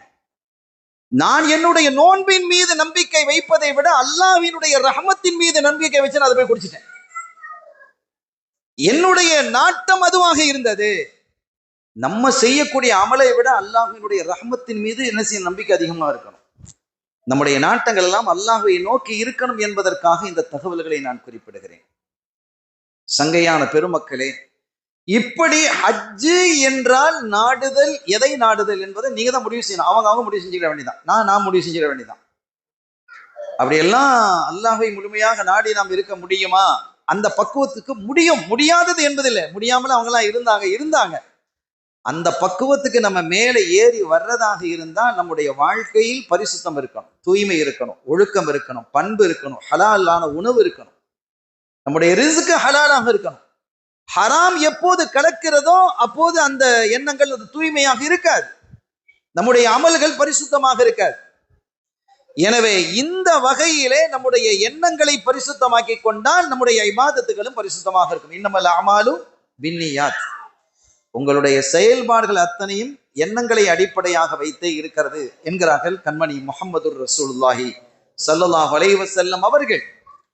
எனவே அருமையான பெருமக்களே, இந்த ஹஜ்ஜு என்றால் நாடுதல் என்பதை நாம் ஓரளவு விளங்கிட்டு இருந்தாலும் அதை கொஞ்சம் சப்ஜெக்ட் லேசா தொட்டுக்கிடுவோம், உள்ள போவோம். இப்ப இதுல என்ன அப்படின்னா, அல்லாஹ் நம்ம முதல்ல ஒரு வசனத்தை நான் ஓதி காட்டினேன். அல் ஹஜ்ஜு அஷூரும் மஅலூமாத் என்கிறான். குறிப்பிட்ட சில மாதங்களில் தான் ஹஜ்ஜு செய்ய முடியும், குறிப்பிட்ட சில மாதங்களில் தான் ஹஜ்ஜு செய்ய முடியும் அப்படிங்கிறான். அதுல இந்த மாதம் ஷவ்வால், துல்காதா, துல்ஹஜ், இந்த மாதத்துல ஹஜ்ஜு செய்யலாமான்னு கேட்டுறாதீங்க. இந்த மாதத்துல ஹஜ்ஜுக்காக இஹ்ராம் கட்டலாம், இதுல இருந்து ஸ்டார்ட் பண்ணலாம். எப்ப இஹ்ராம் கட்டிட்டீங்களோ கடைசி வரைக்கும் இருக்கணும், ஹஜ்ஜு முடிகிற வரைக்கும் இருக்கணும். அரஃபா இருக்கணும், தவாஃபுல் இஃபாதா செய்யணும் இல்லையா? அப்ப அது வரைக்கும் இருக்கணும். இந்த மாசத்துல ரமலான்ல நீங்க ஹஜ்ஜுக்காக இஹ்ராம் கட்ட முடியுமா? முடியாது. உம்ரா எப்ப வேண்டுமானாலும் செய்யலாம், உம்ராவுக்காக வேண்டி எப்ப வேண்டுமானாலும் இஹ்ராம் கட்டலாம். ஆனால் ஹஜ்ஜுக்காக இஹ்ராம் கட்டுவதாக இருந்தால் அது ஒண்ணு ஷவ்வாலாக இருக்கணும், அல்லது துல்காதாவா இருக்கணும், அல்லது துல்ஹஜ்ஜினுடைய அந்த 10 நாளுக்குள்ள இருக்கணும். இதுதான் ஹஜ்ஜுடைய மாதம் என்று அல்லாஹ் குறிப்பிடுகிறார். இதை தவிர்த்து வேறு நாட்கள் ஹஜ்ஜு, துல்ஹஜ் முடிந்ததுக்கு அப்புறம் முஹர்ரம்லையோ, சஃபர்லையோ, ரபியுல் அவ்வல், எந்த மாதத்திலையும் ஹஜ்ஜுக்காக என்ன செய்ய முடியாது, இஹ்ராம் கட்ட முடியாது. நீங்க ஹஜ்ஜுன்னு இஹ்ராம் கட்டினால் அது உம்ராவாகத்தான் ஆகும். இந்த மாதங்களில் தான் ஹஜ்ஜு செய்வதற்கான இஹ்ராம் கட்ட முடியும் என்று அல்லாஹ் சொல்லிவிட்டு, ஃபமன் ஃபரத ஃபீஹின்னல் ஹஜ்ஜா, இதுதான் ரொம்ப முக்கியமான விஷயம். யார் தன் மீது விதியாக்கி கொண்டாரோ, ஹஜ்ஜு செய்வதற்காக இஹ்ராம் கட்டி கொண்டாரோ, ஃபலா ரஃபத வலா ஃபுசூக வலா ஜிதால ஃபில் ஹஜ், இந்த 3 விஷயங்கள் அல்லாஹ் சொல்றான். அதிலே என்ன செய்யக்கூடாது, அந்த ஹஜ்ஜை முறிக்கக்கூடிய காரியங்களை நீங்க செய்யக்கூடாதுன்னு 3 விஷயத்தை சொல்றான். அப்ப இஹ்ராம முறிக்கக்கூடிய காரியங்கள் எத்தனையோ இருக்கு, இஹ்ராம முறிக்கக்கூடிய காரியங்கள் எத்தனையோ இருக்கு. ஆனா அதையெல்லாம் சொல்லாம 3 விஷயத்தை அல்லாஹ் குறிப்பிடுகிறான். அதுல ஒன்று இந்த இஹ்ராம முறிக்கக்கூடிய காரியத்துல வருது. இந்த இமாம்கள் நமக்கு வகைப்படுத்தி தந்திருக்கக்கூடிய, முறைப்படுத்தி தந்திருக்கக்கூடியதுல ஃபலா ரஃபத அப்படின்னா மனைவியோடு சேர்ந்திருந்தால் அவர்களோடு உறவு கொள்வது, இது கூடாது, ஹஜ்ஜு முறிச்சிருங்கிறான். ஒலா ஃபுசூக்கங்கிறான், ஒலா ஜிதால, 3 விஷயத்த சொல்றான். ரஃபத விட்டுருங்க, அது நமக்கு எல்லாருக்கும் தெரியும். ஆனால் இஹ்ராம் கட்டியதோடு மனைவி நீங்கள் என்ன செய்யக்கூடாது, தீண்டக்கூடாது என்பது எல்லாருக்கும் தெரிந்த விஷயம். அடுத்து சொல்கிறான் ஒலா ஃபுசூக், ஃபிஸ்கான விஷயங்களை நீங்க செய்யாதீங்க. ஃபிஸ்கான விஷயங்கள் தான் என்ன, ஃபுசூக் என்றால் என்ன, நீங்க தப்பான பேச்சுகளை பேசாதீங்க, தப்பான பார்வைகள் பார்க்காதீங்க, தப்பான விஷயங்களை கேட்காதீங்க, இது எதுவும் பேசக்கூடாது. இஹ்ராம கட்டிட்டு அடுத்த வீட்டுக்காரி இருக்கிறாவே அவா இவா அப்படி இப்படின்னு பேசுறதும், என் பார்ட்னர் இந்த மாதிரி அநியாயம் பண்ணி போட்டான், இந்த மாதிரி செஞ்சுட்டான் அப்படின்னு அங்க உட்காந்துக்கிட்டு இஹ்ராம் கட்டிட்டு பேசுறதும் இதெல்லாம் தவறுங்கிறான். தான் இதை செய்யக்கூடாதுங்கிறது அல்லாஹ் தெளிவா குறிப்பிடறான். வெளிப்படையான ஹஜ்ஜை அதை முறிக்குமா என்றால் முறிக்காது. நீங்க அப்படி பேசுறதுல ஹஜ்ஜு முறிஞ்சிருமா என்றால் ஷரியத்துல முறியாது. அப்ப அல்லாஹ் அங்க சொல்றதுல என்னது, இது கபூலா இல்லையாங்கிறது கபூல் இல்லைங்கிறான். ஷரியத்துல நீங்க ஹாஜி தான், ஷரியத்தை பொறுத்த வரைக்கும் நீங்கள் ஹாஜி தான், ஆனா அல்லாஹ்விடத்துல நீங்க ஹாஜியாக இல்லை. இதை நாம் கவனத்தில் கொள்ளணுமா இல்லையா? அருமையான பெருமக்களே, அடுத்து ஒன்று சொல்கிறான் ஒலா ஜிதால் என்கிறான். எந்த தர்க்கமும் நீங்க பண்ணக்கூடாது.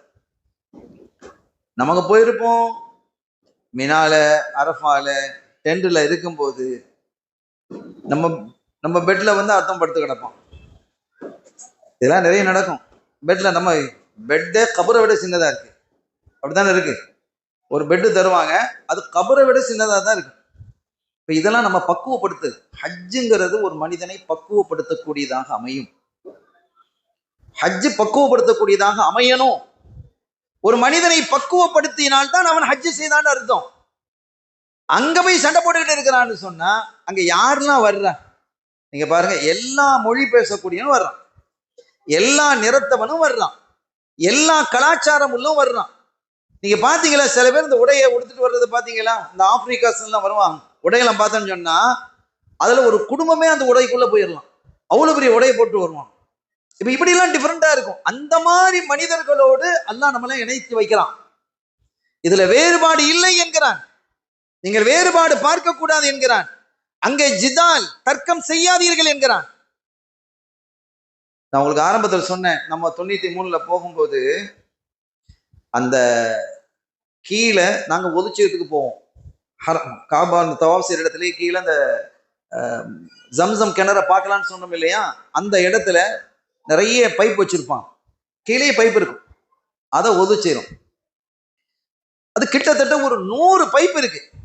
100 பைப் இருக்கும்போது நான் ஒரு பைப்ல போய் ஒது செஞ்சுக்கிட்டு இருக்கிறேன். இது நடந்த நிகழ்வு. ஒரு பைப்ல ஒது செஞ்சுட்டு இருக்கிறேன். மொத்தத்திலேயே அந்த 100 பைப்ல வந்து ஒரு 7 பேர் அல்லது 8 பேர் தான் இருந்து ஒது செஞ்சுட்டு இருக்கிறாங்க. அவ்வளவுதான், மீதி எல்லாம் சும்மா தான் இருக்கு, அவ்வளவு ஃப்ரீயா இருக்கு. ஒருத்தன் வந்து என்ன இடிச்சு தள்ளிட்டு அதுல ஒது செய்யலாம். இந்த பக்கமும் பைப் இருக்குது, இந்த பைப்பும் இருக்கு. இப்ப நமக்கு எப்படி இருக்கும்? நமக்கு வயசு அப்ப அந்த டைம்ல வயசு எத்தனை வயசு ஆச்சு? இன்னும் இளம் வயசு தானே. அப்ப நாம ஏற்கனவே ஒலா ஜிதால ஃபில் ஹஜ், தர்க்கம் பண்ணாதே, சண்டை போடாதே அப்படின்னு சொல்லிக்கிட்டே போய் நம்ம சண்டை போட்டா எப்படி? நான் அடுத்த பைப்பில் போய் உதவி செஞ்சுட்டு போயிட்டேன், முடிஞ்சது. அப்ப இது என்ன, அவன் ஏன் அப்படி இடிச்சான்னு நமக்கு தெரியல. எவ்வளவு பைப்புகள் இருந்தும் இங்க வருவதற்கு என்ன காரணம் தெரியல. அல்லாஹ் நம்ம சோதிக்கிறதுக்காக கூட நம்ம அனுப்பி இருக்கலாம். இப்ப இந்த மாதிரி நிகழ்வுகள் வரும்போது நம்ம வந்து ஒரு விஷயத்தை, பொறுமை என்றால் எப்பங்க பொறுமை? ஒரு பொறுமையா இருக்கிறது, எந்த பிரச்சனையும் இல்லை, யாரும் நமக்கு சண்டைக்கு வரல, யாரும் நம்மளோட விவகாரம் பண்ணல, யாரும் நம்முடைய பொருளை எடுக்க இல்லை, நம்ம பொறுமையா? நம்ம சண்டை போடுறதுக்கு வாய்ப்பே இல்லையே. வம்பு காக்குறான், அப்போ பொறுமையா இருக்கணும். நம்முடைய ஹக்கை எடுத்துக்கிட்டான், அப்போ பொறுமையா இருக்கணும். நம்ம ஏசுறான், அப்போ பொறுமையா இருக்கணும். அதுதான் பொறுமை. எந்த விவகாரமும் இல்லாத நிலையில நான் பொறுமையா இருக்கிறேன்னு சொல்ல முடியுமா? அதுக்கு பேர் பொறுமையா? பொறுமைக்கான நீங்க ஒன்று, பொறுமையை சோதித்து பார்ப்பதற்கான எந்த வாய்ப்பும் எந்த வழியும் ஏற்பட இல்லை. வலிக்கணும், நமக்கு வலிக்கக்கூடிய சமயத்தில் நாம் பொறுமையாக இருக்கணும். அந்த நல்லவர்களை பற்றி அல்லாஹ் சொல்லும் பொழுது கோபத்தை அவர்கள் அப்படியே என்ன செஞ்சிருவாங்க? விழுங்கிடுவாங்கன்னு அல்லாஹ் சொல்றான். கோபத்தை என்ன செஞ்சிருவாங்களாம்? நல்லவர்கள் எப்படின்னா கோபத்தை விழுங்கி விடுவார்கள் என்று அல்லாஹ் குறிப்பிடுறான். அப்ப கோபங்கிறது வரலாம், ஆனா வெளிப்படுத்திடக்கூடாது, அப்படியே விழுங்கிடணும், அது செரிச்சு வெளியில போயிடும். இந்த மாதிரியான ஒரு நிலை எங்க இருக்கணும்? ஹஜ்ஜில் இருக்கணும்னு அல்லாஹ் சொல்றான். அப்படி ஒரு நிலை நம்ம இடத்தில் இருக்கிறதா என்பதை நம்ம யோசிக்கணும். ஹஜ்ஜுக்கு போகும் பொழுதெல்லாம் இந்த நிகழ்வை நாம் ஞாபகத்தில் வைத்துக் கொள்ளணும். இதுதான் அடிப்படையான. ஹஜ்ஜுக்கு எவ்வளவு விஷயங்கள் சொல்றதுக்கு இருக்கு, ஆனா இந்த மூணையும் தான் அல்லாஹ் என்ன செய்யறான்? பெருசா எடுத்து போக்கஸ் பண்றான். இந்த மூணிலே நீங்கள் கவனமாக இருங்கள், அங்க போய் தர்க்கிக்காதீர்கள். ஏதாவது ஒரு கருத்தை சொல்றான், ஏடாகூடமான ஒரு கருத்தை பேசுறான் அப்படின்னு சொன்னா அமைதியா இடுங்கிறான். நீங்க பதில் சொல்லாதீங்கிறான். பதில் சொன்னாதானே வம்பு. ஒரு கணவன் மனைவி கடையில் விவகாரம் வருது, விவகாரமா அவ பேசுறா, நீ அமைதியேறி. இவன் விவகாரமா பேசுறான், அவன் அமைதியேறி, சப்ஜெக்ட் முடிஞ்சிடும். நீங்க பேச ஆரம்பித்தால் பதில் வந்துடும். எப்ப நீங்க பேச ஆரம்பிக்கிறீர்களோ பதிலுக்கு பதில் பதிலுக்கு பதில் நடந்து கொண்டே இருக்கும். எனவே இதை செய்யாதீர்கள் என்கிறார்கள் கண்மணி ஸல்லல்லாஹு அலைஹி வஸல்லம் அவர்கள் வாழ்க்கையிலேயே, குடும்ப வாழ்க்கையிலேயே. எனவே இதே மாதிரி அடிப்படையாக வைத்து ஹஜ்ஜுடைய காலகட்டங்களில் எந்த பிரச்சனைகளையும் என்ன செய்யக்கூடாது, பண்ணக்கூடாது என்பதை இந்த நேரத்தில் சொல்லிக்கொண்டு அடுத்த ஒரு செய்தியோட நான் நிறைவுக்கு வருவேன் இன்ஷா அல்லாஹ். இப்ப ஹஜ்ஜுன்னா என்னங்க? இப்ப ஹதீதுக்கு வருவோம். ஆயத்தையும் சொன்னோம், அல் ஹஜ்ஜு அரஃபா அப்படின்னு ஸல்லல்லாஹு அலைஹி வஸல்லம் சொல்றாங்க. அரஃபா தான் ஹஜ்ஜுங்கிறாங்க. அரஃபா தான் ஹஜ்ஜு. நீங்க மற்ற அமல்கள் செய்ய முடியாம போனா அதுக்கு வேறு வழிகள் இருக்கு. கல் எறிய முடியாம போச்சு, அதுக்கு வேற வழிகள் இருக்கு. தவாம் செய்ய முடியாம போச்சு, தவாம் செஞ்சுக்கோ. சை செய்ய முடியாம போச்சு, இப்ப சை செஞ்சுக்கோ. அதற்கான வழிகள் எல்லாம் இருக்கிறது. அரஃபால தங்க முடியாம போச்சு அந்த நாளையிலன்னா அந்த அரஃபா இனி எப்போ வரும்? அடுத்த வருஷம் தானே வருது. எனவே அந்த அரஃபா அந்த ஹஜ்ஜு கூடாம போயிடும், அது உம்ராவாக மாறும். ஹஜ்ஜ தவாஃபையும் உம்ராவையும் செஞ்சு அந்த சாயும் செஞ்சு அது உம்ரா வாக்கிற வேண்டியதான். எனவே ஹஜ்ஜு என்றாலே அரஃபாங்கிறாங்க. ஸல்லல்லாஹு அலைஹி வஸல்லம் அந்த அரஃபா எங்கெங்க இருக்கு? ஹரம்ல இருக்குதா, ஹரமுக்கு வெளியில இருக்கா? அரஃபா ஹரமுக்கு வெளியில இருக்கு, ஹரமுக்கு உள்ளே இல்லை. ஆச்சரியமாக இருக்கிறதா இல்லையா? இது எப்படி பார்ப்பது? ஹரமுக்கு வெளியில அரஃபாவை வைக்கிறான் அல்லாஹ், அதுதான் ஹஜ்ஜு என்கிறான். காபாவையில ஹஜ்ஜுன்னு சொல்லி இருக்கணும், ஏன் அங்க வைத்தான்னு யோசிக்கணுமா இல்லையா? அல்லாஹ் ஒரு விஷயத்தை சொல்றதா இருந்தா சாதாரண விஷயமா? அரஃபான்னு முதல்ல ஏன் பேர் வந்ததுன்னு விளங்கிட்டா நமக்கு புரியும். அங்கே சொர்க்கலோகத்துல நம்முடைய அத்தான் பாபா ஆதம் அலைஹிஸ்ஸலாம், நம்ம அம்மா ஹவ்வா அலைஹிஸ்ஸலாம் 2 பேரும் இருந்தாங்க. அந்த பழத்தை சாப்பிட்டாங்க. அது பழம், அது அந்த அது வரலாறே பெரிய விஷயம், அதுக்கு நம்ம போகல. 2 பேரையும் அல்லாஹ் உலகத்துல இறக்கிட்டான். ஆதம் நபியை இந்தியாவில் இறக்கினான், ஹவ்வா அலைஹிஸ்ஸலாம் அவர்களை ஜித்தாவில் இறக்கினான். இதான வரலாறு. ஜித்தானா என்னது? ஜித்தாவா? அசல் பேர் ஜத்தா. ஜத்தத்துனா பாட்டின்னு அர்த்தம். நம்ம பாட்டி தான் அவங்க. அந்த ஜத்தத்து தான் மருவி ஜித்தான்னு மாறியது. அங்க இருந்தது, அவங்களுடைய கபறுகள்லாம் ஜித்தால இருந்தது. நானே அந்த டைம்ல பார்த்துருக்கிறேன், ஜியாரத்துக்கும் போயிருக்கிறேன். இப்போ எங்க இருக்குன்னு தெரியல, எல்லாத்தையும் மறைஞ்சு போட்டான். எங்க ஜித்தால இருந்து, ஜித்தால அந்த ஜியாரத்துக்கே போனோம். அருமையானவர்களே, அப்ப அந்த ஜித்தால இறங்கியதற்கு பிறகு சுமார் 200 ஆண்டு காலங்கள் என்ன செய்யறாங்க? பிரிஞ்சு இருக்கிறாங்க. 200 ஆண்டு காலங்கள் ஏறக்குறைய. ஒரு பெரிய வீடு இருக்குன்னு வைங்களேன், மாளிகை பெரிய வீட்டுல மாப்பிள்ளையும் பொண்ணும் தான் இருக்கிறாங்க. மாப்பிள்ளை வெளியூர் போயிட்டாரு. ஒரு இரவுல இருந்தா அந்த அந்த மனைவிக்கு எப்படி இருக்கும்? பயமா இருக்குமா இல்லையா? பெரிய பங்களா, காத்தடிச்சு டப்ப டப்ப டப்பாடான்னு ஜன்னல் அடிச்சதுன்னு வைங்க, அன்னைக்கு பூரா தூங்க முடியாது, விழிச்சுக்கிட்டே உட்காந்துட்டு இருப்பான். போனை போட்டு என்னங்க கதவுலாம் அடிக்குது, வாங்கன்னு சொல்லி எங்கேயா இருக்கணும் கூப்பிடா, நான் இங்க இருக்கிறேன், நீ எங்க இருக்கிறப்பா அப்படின்னு சொல்லுவான். அந்த பயம். உலகத்திலேயே 2 பேர் தான் இருக்கிறாங்க. எப்படி இருக்கும்? ஒரு வீட்டுல இல்ல, ஒட்டுமொத்த உலகத்திலையும் ஆதம் அலைஹிஸ்ஸலாம் ஒரு தூரத்துல இருக்கிறாங்க, ஹவ்வா அலைஹிஸ்ஸலாம் ஒரு தூரத்துல இருக்கிறாங்க. அதுக்கு பிறகு அல்லாஹ் ஹஜ்ஜை விதியாக்குகிறான், கடமையாக்கி 2 பேரும் வர்றாங்க. வந்து எங்க சந்திக்கிறாங்க? அரஃபால சந்திக்கிறாங்க. அரஃபா என்றால் சந்தித்தல், ஒருவரை ஒருவர் அறிந்து கொள்ளுதல். அதனாலதான் அது பேரே வந்தது. அப்படி நம்ம அத்தாவும் அம்மாவும் சந்தித்த இடத்தை அல்லாஹ் ஹஜ்ஜாக ஆக்கியிருக்கிறான். நல்ல யோசிங்க. இப்ப நம்ம அத்தா அம்மாவுக்கு உண்டான மரியாதை என்னங்கிறதையும் அல்லாஹ் விளங்க வைக்கிறான். சூஃபிகள் இதை பேசுறாங்க. உன் தாய் தகப்பர்கள் ஸல்லல்லாஹு அலைஹி வஸல்லம் என்ன சொன்னாங்க? நீ சொர்க்கத்தை எங்கப்பா நீ போய் தேடிட்டு இருக்கிற? அல் ஜன்னத்து தஹத்த அக்தாமில் உம்மஹாத், உங்க அம்மாவின் காலுக்கு அடியிலே இருக்கிறது என்கிறார்கள் சொர்க்கத்தை. சொர்க்கம் எவ்வளவு பெரியது! சொர்க்கத்தை நாடி எவ்வளவு பேர் இபாதத் செஞ்சு கொண்டிருக்கிறாங்க. அந்த சொர்க்கம் எங்க இருக்குன்னா அம்மா கால்ல இல்ல, காலுக்கு கீழே இருக்குதுங்கிறாங்க ஸல்லல்லாஹு அலைஹி வஸல்லம். இதை நம்ம புரிந்து கொள்வதற்கு நம்முடைய சமூகம் தவறிவிட்டதோ என்று நான் நினைக்கிறேன். அம்மாட காலுக்கு கீழே போப்பா, காலுக்கு கீழே தான் சொர்க்கத்தையே வச்சிருக்கிறான் அல்லாங்கிறாங்க.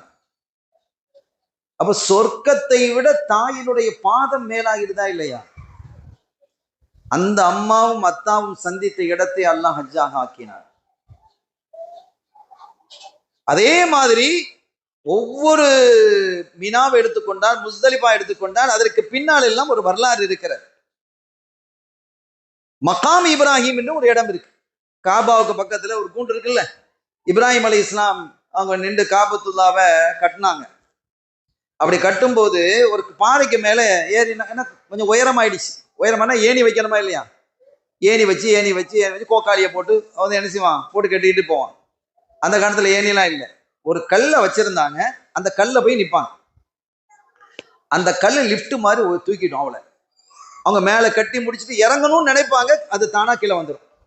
அந்த மனசுல நினைச்சா போதும், அதுதான் சுவிட்ச், கீழே வர்றது மேலே போறது. அதுல அவங்களுடைய பாதம் பதிந்து இருக்கிறது. இதுக்கு பேரு மகாம் இப்ராஹிம். அந்த பாதம் இப்ராஹிம் அலைஹிஸ்ஸலாமுடைய பாதம் பதிந்த இடத்தை தான் மகாம் இப்ராஹிம் நம்ம சொல்லி வச்சிருக்கிறோம். குர்ஆன் அதர்ஸ் வத்தகிது மின் மகாம் இப்ராஹிம முஸல்லா. தொழுவதற்கு அதிகமான நன்மைகள் கிடைக்கக்கூடிய இடம் எதுன்னா காபாவை சுற்றி இருக்கக்கூடிய மஸ்ஜிதுல் ஹராம் தான். இதுல கருத்து வேறுபாடே இல்லை. ஏதாவது வேறுபாடு இருக்கா? இல்லை, யார்கிட்டையும் வேறுபாடு இல்லை. அப்போ அதுல 1,00,000 நன்மை கிடைக்குது. ஒரு தொழுகை தொழுதா 1,00,000 நன்மை, 1,00,000 தொழுகை தொழுததாக அதுக்கு அர்த்தம். அப்ப காபாவை சுற்றி நீங்கள் எங்கு தொழுதாலும் 1,00,000 நன்மை கிடைக்கும். இந்த மக்காம் இப்ராஹிமுக்கு பக்கத்துல தொழுதா என்ன கிடைக்கும்? அதுவும் 1,00,000 தானே, அதுவும் 1,00,000 தான். ஏன்னா அதுக்கு மேல சொல்ல இல்லை செல்லதான் சொன்னோம். அதுவும் காபாவுக்கு பக்கத்துல தானே இருக்குது, அந்த தவாஃப் மத்தாப்புல தானே அது இருக்கு. அங்க தொழுதாலும் 1,00,000 தான். ஆனா அல்லாஹ் என்ன சொல்றான், ஒத்தஹிது மின் மகாமி இப்ராஹிம முஸல்லா, மகாமி இப்ராஹிமாவை அந்த இடத்தை நீங்க தொழும் தலமாக தேர்வு செய்யுங்கள் என்கிறான். அப்ப இதற்கு என்ன விளக்கம்னா, நம்ம புரியுற மாதிரி உங்களுக்கு விளக்கம் சொல்லி அதோட நான் நிறைவுபடுத்திடுறேன். டைம் சரி. என்ன அப்படின்னா 1,00,000 தான். அங்கன தொழுதான் 1,00,000, அங்கன தொழுதான் காபாவை தொழுதி சுற்றி நீங்க எங்கன தொழுதாலும் அந்த ஹரம்ல 1,00,000 தான். மகாம் இப்ராஹிம் கிட்ட தொழுதாலும் 1,00,000 தான். ஆனா மற்ற இடங்கள்ல தொழுதா 1,00,000 ரிங்கிட்டு, இந்த இடத்துல தொழுதா குவைத்து 1,00,000 தீனார். இதுவும் 1,00,000, அதுவும் 1,00,000 தான். லட்சம் என்பதில் ஒன்றுபடுகிறது, ஆனால் வேல்யூ என்பதில் டிஃபரெண்ட் ஆகிறது. US டாலர்னா டிஃபரெண்ட் ஆகுமா இல்லையா? இருக்கிறதே பெரிய காசு எது? குவைத் தீனார் தானே. இப்போ இந்த நம்ம ரிங்கிட் எடுத்துக்கிட்டா நம்ம இந்திய காசுக்கு 22 ரூபாய், 23 ரூபாய், 20 ரூபாய் அப்படித்தானே இருக்கு. குவைத் காசு எவ்வளவு இருக்குது? 280 ரூபாய் இருக்கு. அங்கே 1 ரூபாய், நம்ம 280 ரூபாய்.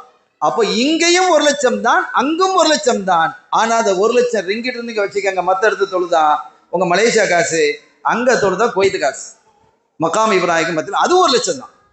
இந்த விளக்கத்தை வேறு விதமாக அறிஞர்கள் நமக்கு என்ன செய்யறாங்க, எழுதுறாங்க. வேற உதாரணத்தோடு நம்ம புரிஞ்சுக்கிறதுக்காக நான் அந்த விளக்கத்தை சொல்லுகிறேன். இப்போ ஏன் அந்த இடத்தை அல்லாஹ் தேர்வு செய்தான் என்றால், அது தன்னுடைய நேசர் இப்ராஹிம் அலைஹிஸ்ஸலாம் அவருடைய பாதம் பதிந்த இடம். இப்போ எவ்வளவு முக்கியத்துவம் வாய்ந்ததுன்னு நீங்க புரிஞ்சுக்கிடணும். நம்முடைய மூதாதையர்களாகிய நாதாக்கள், நபிமார்கள், அவுலியாக்களினுடைய பாதம் பதிந்த இடத்திற்கான விலை என்னங்கிறது நீங்க யோசிங்க. இதெல்லாம் நமக்கு அல்லாஹ் தஆலா என்ன செய்யறான், அந்த பண்பாட்டை போதிக்கிறான். அந்த பெருமக்கள் என்பவர்கள் சாதாரணமானவர்கள் அல்ல. அல்லாஹ்வை அறிந்தவர்களோடு நீங்கள் இணைந்து இருங்கள், அவர்களை நினைவு கூறுங்கள். அதுதான் என்னை முழுமையாக நீங்கள் வழிபடுவதற்கு, முழுமையான நன்மைகளை அடைவதற்கான வழிவகை என்பதை ஹஜ்ஜின் வழியாக நம்முடைய கலாச்சாரத்தை, நம்முடைய பண்பாட்டை, நம்முடைய ஒழுக்கத்தை, நம்முடைய சீரமைப்பை அல்லாஹ் இதன் வழியாக நமக்கு தெளிவுபடுத்துகிறான். நீங்க சாயை எடுத்துக்கிட்டாலும் சரி, மினாவை எடுத்துக்கிட்டாலும் சரி, முஸ்தலிஃபா எடுத்துக்கிட்டாலும் சரி, நீங்க எல்லாவற்றிலையுமே இந்த பெருமக்களை நினைவு கூறக்கூடியதாகத்தான் அமையும். சஃபால என்னங்க இருக்கு? இங்க இந்த அங்க ஓடுறா, அங்க இங்க ஓடுறா, அங்க இங்க ஓடுறா. யார் ஓடுனா? அன்னை ஹாஜர் ஓடினாங்க அலைஹிஸ்ஸலாம். அப்படித்தானே ஓடினாங்க. எதுக்கு ஓடினாங்க? சாயா செஞ்சாங்க, ஹஜ்ஜா செஞ்சாங்க, தன் பிள்ளைக்கு தண்ணி வேணும்னு ஓடுனாங்க. அதை அல்லாஹ் கடமையாக ஆக்கி வைக்கிறான் தன் பிள்ளைக்கு. அப்ப அவங்க தேடி ஓடுற, அவங்க யாரு? ஒரு வலியத். அவங்க நபி இல்லை, ஒரு பெண் நபியாக வர முடியாது, ஆனால் வலி, இறைநேச செல்வ பெண்மணி அது. எனவே இங்க எல்லாம் எதை அல்லாஹ் நம்மை நினைவுபடுத்துகிறான் என்றால், இது ஒரு நம்மை பண்படுத்தக்கூடிய பக்குவமான ஒரு இபாதத்.